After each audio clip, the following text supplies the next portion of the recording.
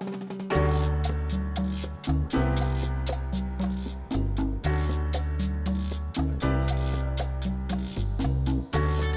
is Find Your Dream Job, the podcast that helps you get hired, have the career you want, and make a difference in life. I'm your host, Mac Pritchard. I'm also the founder of Mac's List. It's a job board in the Pacific Northwest that helps you find a fulfilling career. Every Wednesday, I talk to a different expert about the tools you need to get the work you want. You know that it takes time to get the right job, but you've had no response at all to your recent applications. And it's been a long time since you had an interview. In fact, you're starting to worry that your job search is going nowhere. Melissa Wong is here to talk about what to do when nothing is working. She's the founder of the Coherence Studio. Her company helps creatives design dynamic and resilient careers. Melissa's also the author of the new book, The Fluid Career. She joins us from Portland, Oregon. Well, let's jump right into it, Melissa. What does it look like to an applicant when you feel like nothing is working in your job search? Well, I go right to the feelings of it, right? It's so tough. I have grown my empathy for those in the job search process the more I do this work, because it's such a unique experience. You're constantly putting yourself out there, telling your story, sending applications out into the void, asking other people for their time, and just, it's so vulnerable. And so I'm glad you asked that question, because I really did want to start out with just like whoever is listening to this, if you feel like you're resonating with that idea of nothing's working, I just want to start with you are not alone, and it does not mean that there's something wrong with you. But I hope that some of the actions and mindsets that I can share today might give you some new ideas for something to experiment with. Okay. Well, I'm glad you started by making the point that this happens. It's not uncommon. Why does it happen, Melissa? What do you see in the clients that you work with and coach? Well, that's part of the confusion and frustration with people, is because there's not a lot of feedback. So it could be because the market is just, it's a hirer's market, and you're going for a role where there's a lot of competition, right? LinkedIn will show you right now, right? Over 100 applicants clicked on this. And I know those numbers can be disheartening, but they do show the level of competition there is. So I think, while we're recording this in April 2026, I'm just hearing a lot of anecdotal murmurings that people are finding that this is a hard job market right now, especially creatives who I work with. But on occasion, it's because your materials are not as strong as they could be, right? And that's why I think it helps to have a second set of eyes, whether that's a coach, a friend, even putting it in ChatGPT if you're open to AI feedback, to say, hey, is my resume competitive? Do you have any suggestions or edits? And then I think it also depends on if people are getting stuck at the stage where they're not getting interviews at all, or sometimes people feel stuck because they're getting into the interviews, but they're not, getting the offer. And I think then any of the same things apply, but I would just add the added factor of your storytelling and your presence in an interview, and how can you get more reps and more practice and more feedback to make sure that your interviewing skills are as strong as they can be. Okay. And we're going to talk more about that in a moment. But as you say, there are some things you can't control, like the state of the job market. And right now, as you mentioned, it's an employer's market in most parts of the country. But there are things you can control.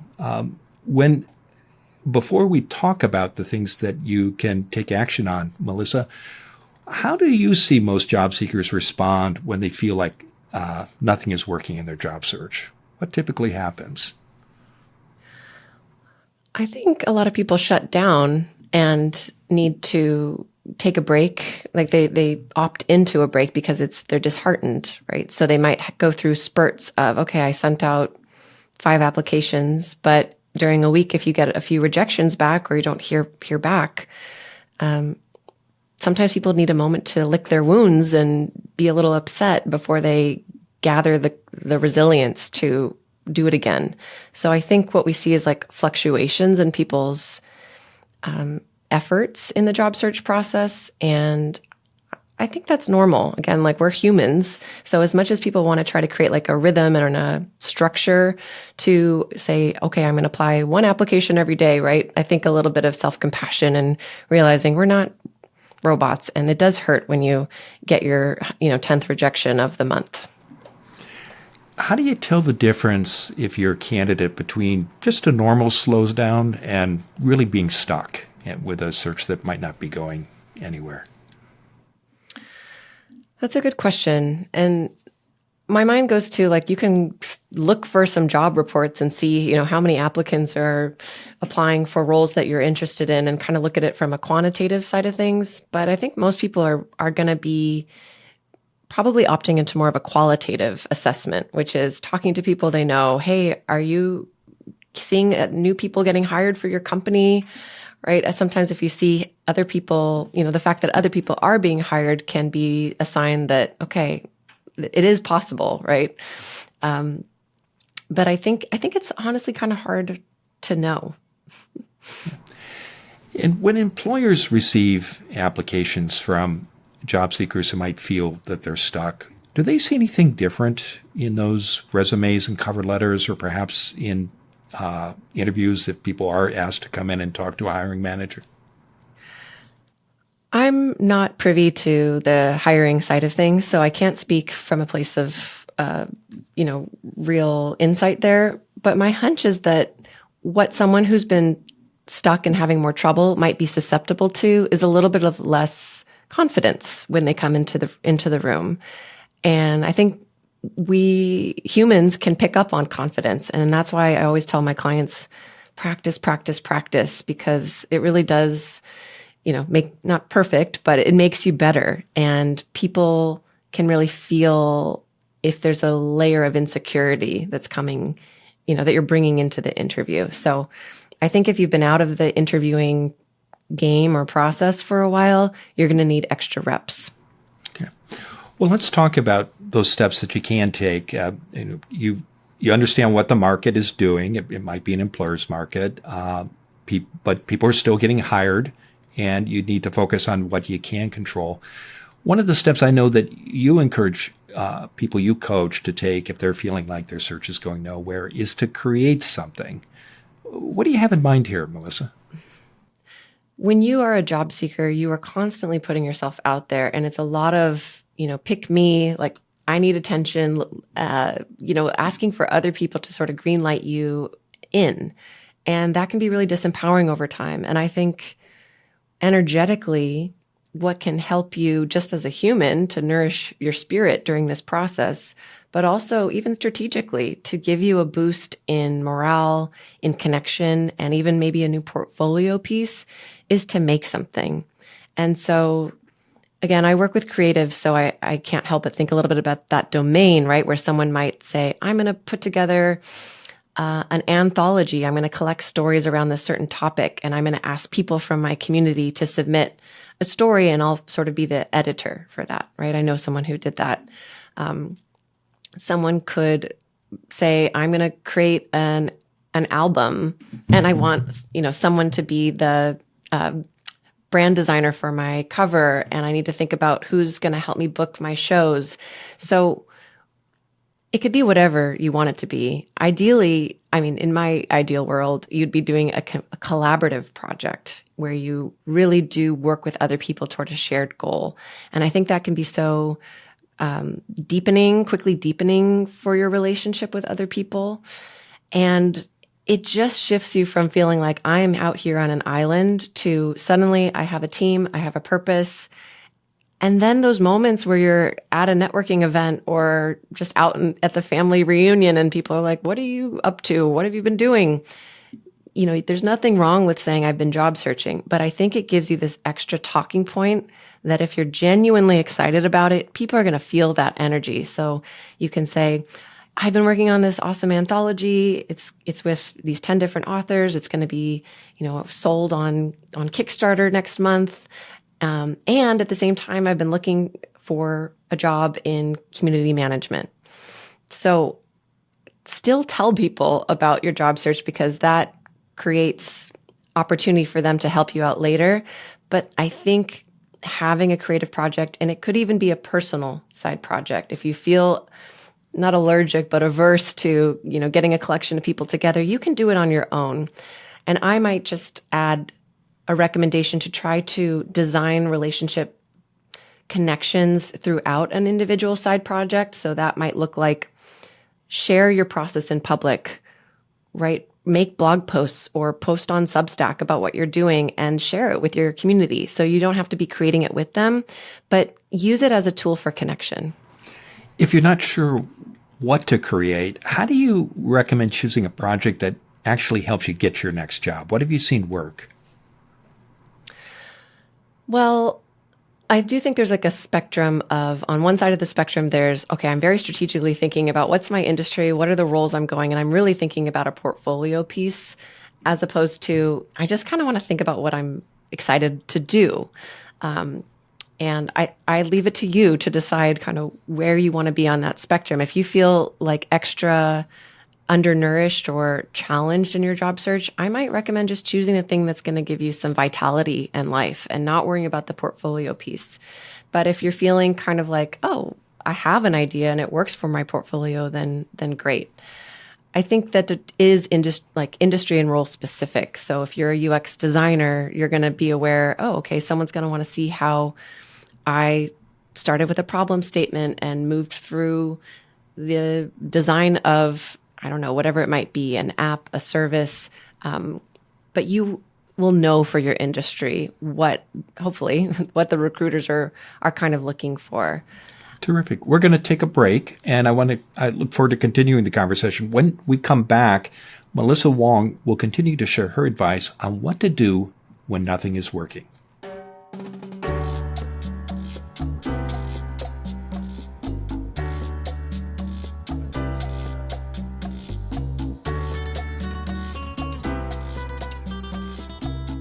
We're back in the Max List studio. I'm talking with Melissa Wong. She's the founder of the Coherence Studio. Her company helps creatives design dynamic and resilient careers. Melissa is also the author of the new book, The Fluid Career, and she joins us from Portland, Oregon. Well, Melissa, before the break, we were talking about what to do when nothing is working in your job search. And we talked about the things that are outside of our control, like the job market and how when we're recording this, it's skewed towards employers. But there are things we can control. And talked about the importance of preparation. And one of your tips as well was to create something and the benefits that come both personally and professionally from doing that. Another way you encourage job seekers to get unstuck is to stay connected. What do you mean by that, Melissa? And how does it help you with your when you're looking for work? Yeah, I think what that looks like is reaching out to your people. And that could be maybe your inner circle of your close loved ones, just for that care of, okay, I have people in my life who value me. But I think more so what I mean is actually just being open to warming your network and growing your network and putting relationship building at the forefront of your actions, actually, especially if you're someone who's been cold applying more of the time, like say 70% of your time cold applying, 30% outreach, I would switch it. Think about talking to people who are your peers, people who are doing something that you're interested in doing, past bosses or mentors, and you're probably going to be reaching out for a range of different reasons. Some people might be going back to the idea of learning and doing more informational interviews and getting direct feedback to say, hey, I've been job searching for 5 months. This is the role I've been going for. This is what I've tried. This is what I'm seeing. Based on your experience, what would you recommend I do? If you were in my shoes, what would you advise? And then I think there's, of course, still networking where you're trying to specifically get someone to help you out, like maybe flag your application. So I think getting connected helps you feel like you're not in a feedback vacuum. You're suddenly talking to real people, and that's really confidence boosting. So you're getting the benefit of the insights and you're getting the benefit of the relationship. What advice do you have for someone who might think, I don't have a network? And of Yes. course, we all have networks, but I'm sure you hear that from the people you coach. I certainly hear it from listeners of the podcast and readers of our website. What advice do you have for someone who might think, I don't have a network? Yeah, it's very common. So I would just say all you need is one person, right? Even if it's a close friend. And what it takes is the vulnerability of asking, hey, could you connect me to someone that you know?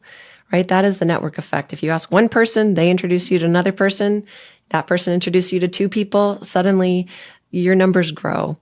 And cold outreach is the other tactic that you have. It doesn't matter how many people you know in your profession, or say you're trying to pivot careers.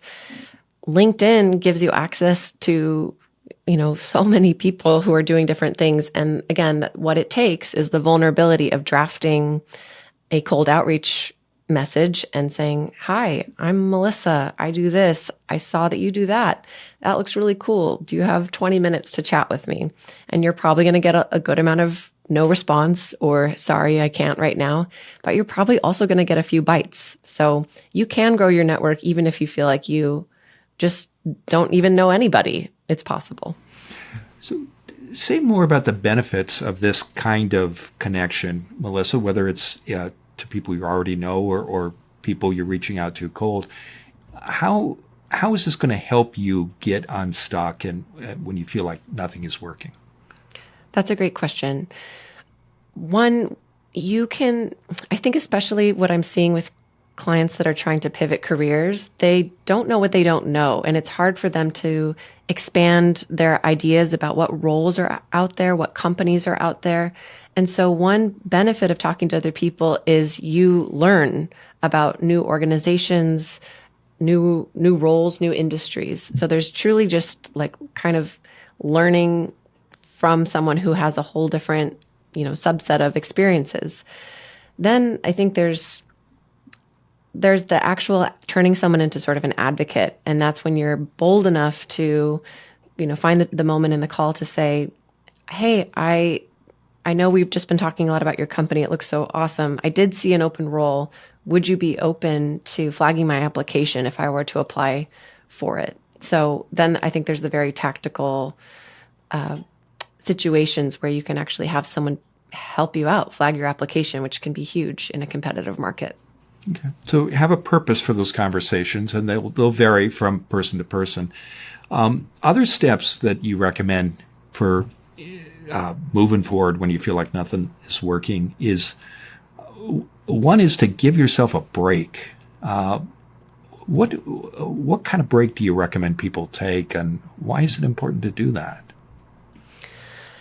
Well, there's take a break to just reboot and like kind of recharge your batteries. And I do think if you've been kind of sprinting and marathon training in a while without the results you want, then it's good to rest so you don't burn yourself out.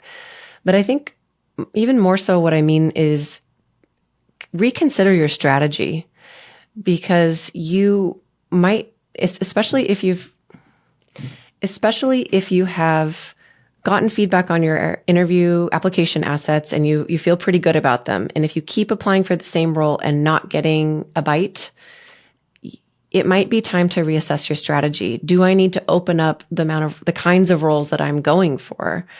And even the types of jobs I'm looking for. So someone who has been focused on looking for a traditional 9-to-5 job and really striking out for a while, I've seen clients say, okay, you know what? I just need to get something. I am having such a hard time with lack of structure, with lack of income. I'm thinking of one client I know who she had a great career as an experienced designer. She was having trouble finding work, and she ended up getting a job in a local store, kind of, customer facing role. She loved it. She got to meet all these businesses in her neighborhood. She was still part-time, so she still had enough time to job search, but she had enough structure, connection, and income that really gave her an energetic boost. And so I think people who have been trying to get a full-time job, high-paid, well-paid job for a while, you might consider a bridge job, which is, this is not my forever job. I mean, no job is, but I am willing to take something that might not be my ideal, seeing it as the stepping stone to the next thing. Terrific. Well, it's been a great conversation. Melissa, now tell us what's next for you. Yeah, as you mentioned, I'm progressively releasing The Fluid Career. So by the time this airs, it should be out. And it's my practical guide for how to create resilient work in this age of AI. So you can go to coherence.studio/fluid and you can find the book. You can also kind of buy a chapter/guide at a time that focuses on different topics like relationships, time, money. How do you think about maintaining your career during a time where everything is shifting? Terrific. Well, congratulations on the forthcoming publication of your book. That's a big accomplishment. And I know that in addition to the website for your book, our audience can learn more about you and your work by visiting your website, coherence.studio, and that's www.coherence.studio. We'll be sure to include that in the show notes as well. Now, Melissa, given all the great advice you shared with us today, what's the one thing you want our audience to remember about what to do when nothing is working in your job search? It's to stay connected. Job searching can be so isolating and disempowering. And whether it's a collaborative project, whether it's more outreach, whether it's just calling up your friend on the phone that you haven't talked to in a while, stay in connection. Ask, invite and let people support you during this time, because that's what's going to help you stay resilient. And that's what's, by being resilient, what's going to land you the next job. Thank you for listening to Find Your Dream Job. You can support our show and help others find it by leaving a review and rating on Apple, Spotify, or wherever you get your podcasts. Have a question or suggestion? Email me at mac@maxlist.org or connect with me on LinkedIn. To make sure you never miss an episode, sign up for our free weekly newsletter at maxlist.org/podcasts. This show is produced by MaxList. Susan Thornton Hoff schedules our guests and writes our newsletter. Lisa Kislenberry Anderson manages our social media and creates our transcripts. Our sound engineer and editor is Megan Hattie Stahl. And our music is by Freddie Trujillo. This is Mac Pritchard. See you next week.